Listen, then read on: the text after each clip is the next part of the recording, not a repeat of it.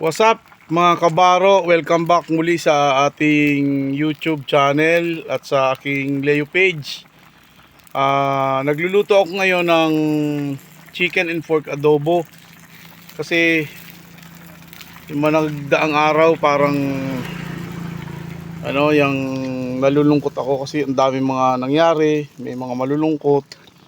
So ito, nagluto ako ng chicken and pork adobo para instead na magparaisip ka ng mga bagay na negative, taan mo lang sa pagluluto, kumain ka ng masarap para mas bumalik yung ano mo. Ayan, lakas ng apoy sa aking kusinang ikahoy. Kasi probinsya style lang gusto kong ng pamumuhay ko. Buhay probinsya.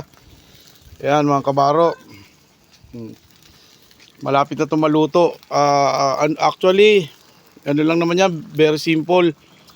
Nilagyan ko ng patatas, laurel, sili, toyo, tapos oyster sauce, at saka paminta, saka laurel.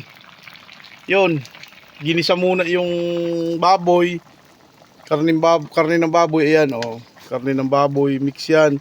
Tapos chicken, tapos nilagyan ko yan ng atay at saka balon-balunan para mas malinamnam.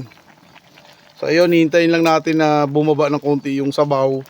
Kasi ang prepare ko pag ganitong mga luto, medyo mas masabaw-sabaw ng konti para may pang ano sa kanin. Ayan mga kabaro, tikman na natin. Wow, yum yum yum mga kabaro. So ayun, malambot na yung potato. Tapos malambot na rin yung meat at saka yung chicken. Kaya ayan na ang aking chicken and pork adobo. Ubusin ko lang yung apoy kasi sayang naman yung kahoy. Ayan, napakalingas po ng mga kahoy, kaya masarap yung pagkain kapag niluto sa kahoy. At napaka-espesyal nito kasi may kasamang pagmamahal. Ang pagluluto kailangan daw ng may kasamang pagmamahal, sabi ng nanay ko, yan turo ng nanay ko. So ayan mga kabaro, sarap. So kayo kung gusto nyo rin magluto nito, very simple lang naman yung recipe. Gisa-gisa lang with bawang, sibuyas, paminta, laurel. Tsaka yung sikreto ko nga, nilalagyan ko ng oyster sauce para yum yum yum.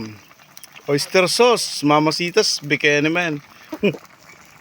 Okay mga kabaro, hanggang sa susunod naman nating video muli. Ingat po tayo and God bless. Stay blessed lahat. Walang negative. Puro ano lang dapat, masaya lang tayo. Salamat po.